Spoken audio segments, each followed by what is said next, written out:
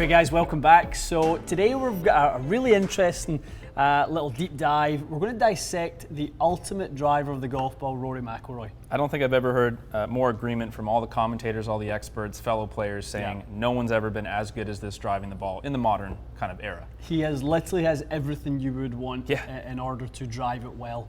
I mean, in this year, he really dominated all those driving categories. What we want to try and explain to you guys is how can you learn from what Rory does and how does he maximize his attributes? And we want to try and kind of pass that along and help everyone maximize what they have. And okay, Matty boy, so of our sort of wide selection of courses we've got here in our Foresight library, we've decided to go with one of the iconic courses for Rory in his career, where he got his first PGA Tour win back at the Wells Fargo in 2010. So let's start quickly with what we're hitting. An M5, it's a 9-degree head. He's got it lofted all the way down to 7.5. He does. So as 3 degrees open, which crazy. lofts it down 1.5. Weights are kind of back in draw setting, which makes sense for what he does. Absolutely. Shapes it a bit. And then tell me about the shaft choice. So he's currently in Tennessee white in his driver and his fairway woods. We've got that spec exactly the same, so let's see what we can do. Yep, we even got his golf ball, haven't we? Same golf ball, TP5X. Oh, 7.5 degree M5, what could possibly go wrong? That's exactly what you would choose, isn't it?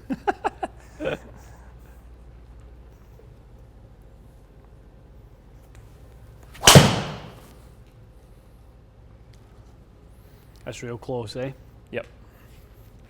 So, that's carried forever, that one. That would carry into the top of a tree.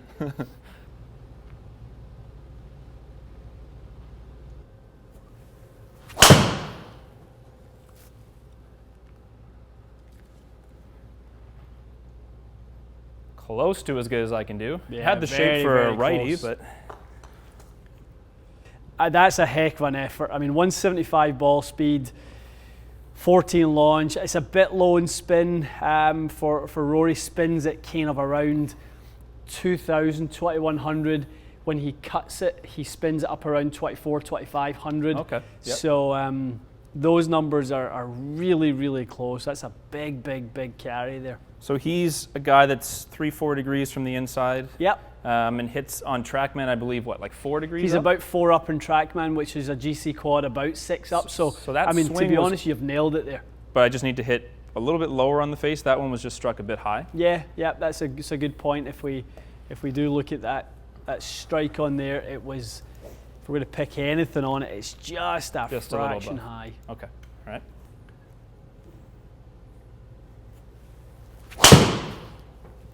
That might be it. That's so good. Yeah, that felt a lot more in the middle of the head.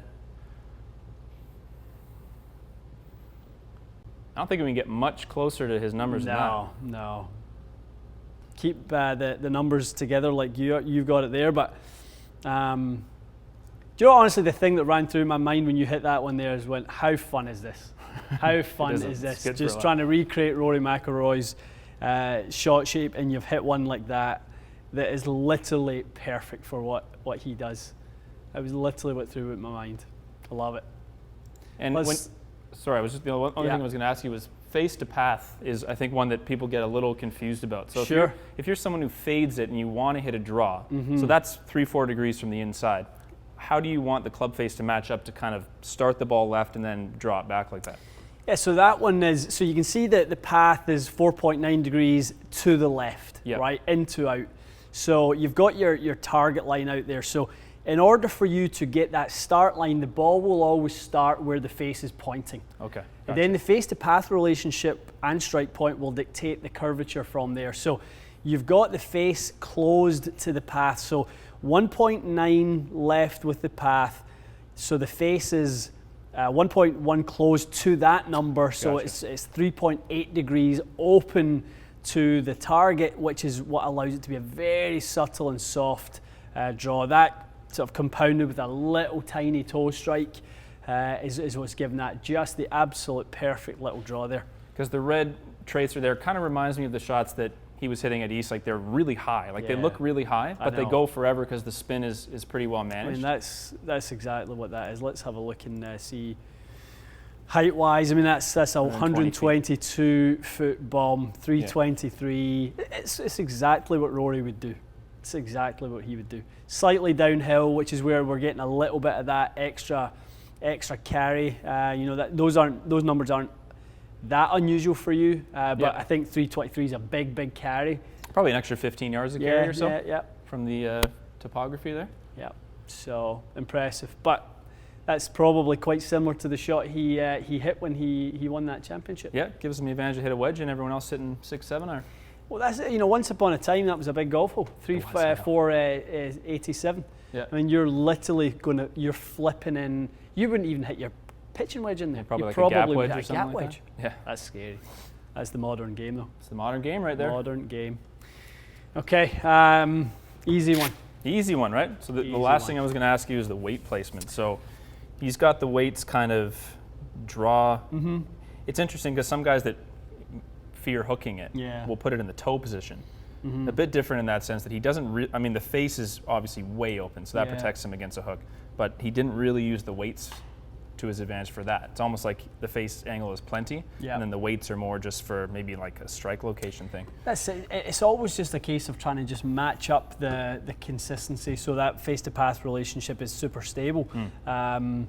You know, he's got that ever so slightly in the heel, so you know, if there's a strike bias, we always talk a little bit about trying to kind of stabilize the strike, so putting the mass behind sort of the strike area.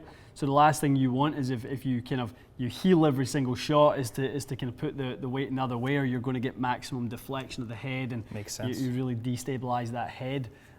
So this driver for Rory it's his true weapon, isn't it? It really is. I mean, one thing we can't leave without touching on, though, is as much as the driver has been his weapon, it's always his weapon. Yes. This year, he combined that with his best every year with his putter as well. Yeah. Awesome. Very cool. That was good fun. Job. Really good job. Okay. Good fun. So, guys, when you're trying to maximize distance with a driver, you can see the sort of characteristics you need. You need an upward angle of attack. It is helpful to be in to out with your club path. Make sure the face gets a little bit close to that, so that the face has to be closing. You just don't want that downward, out to in path with the open face, with a kind of mishit. Those are the things that compound, that rob you of ball speed. They decrease launch, they increase spin. All those things compound for a short ball. So everything Matt's kind of put into that is what sort of makes his driving so efficient, Rory's driving so efficient. So it's all about the delivery and how we maximise that. That's a great message for everyone. Okay. Excellent. Guys, hope you enjoyed that. We did, and we'll see you again soon.